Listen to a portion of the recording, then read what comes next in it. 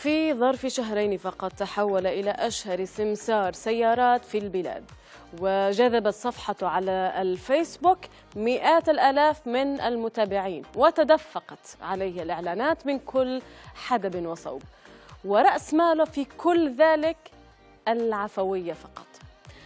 أبو حيدر العولقي مواطن يمني يدير في محافظة إب حراج لنشاط لبيع السيارات.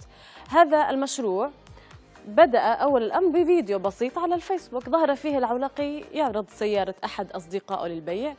بساطة الرجل وعفويته لفتت الأنظار، توسعت صفحته وتحول معها الفيديو إلى مشروع واقعي اسمه حراج أبو حيدر العولقي، يجذب يومياً عشرات الباعة والمشترين.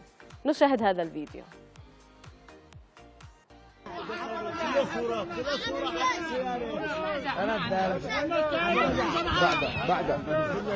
اوه هنا زحمه الزبائن والله مريح لك كلها. احمد المفاتيح محمود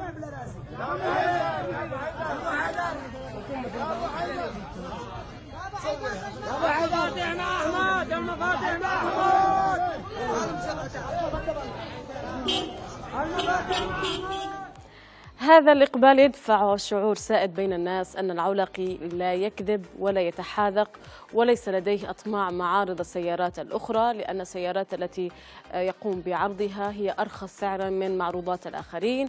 كما تحولت عبارة خلي الناس يسوقهم أو يسوقهم التي يستخدمها العولقي في فيديوهاته إلى شعار للحراج، وفيها إيحاء بأن هدفه ليس الربح بقدر ما يهدف إلى منح البسطاء أو محبوطي العمل كما يسميهم فرصة لامتلاك سيارة.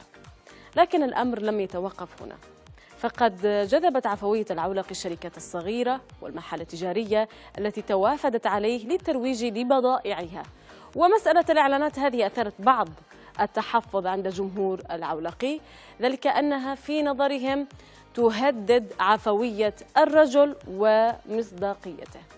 لكن التهديد الأكبر هو تصعيد بعض معارض السيارات ورفعهم شكوى إلى الغرفة التجارية الصناعية بدعوى إرباك العولقي للسوق المحلي.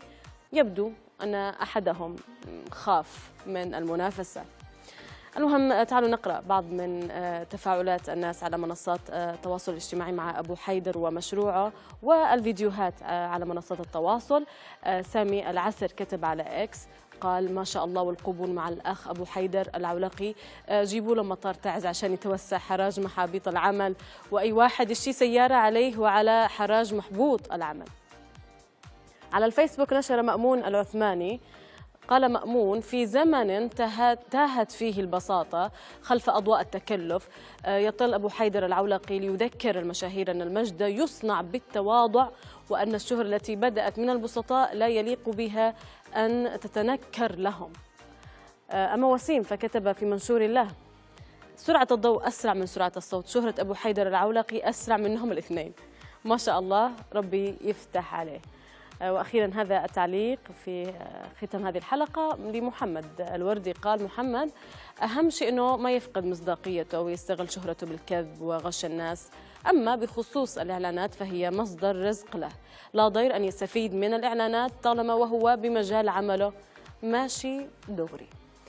مشاهدينا عفوية العولقي كما شاهدنا هي ضماره الأساسي وسر شهرته الصاروخية، لكن الشهرة يمكن أن تمثل تهديداً للعفوية كما رأى البعض. فهل يستطيع محبوط العمل السيطرة على هذه المعادلة؟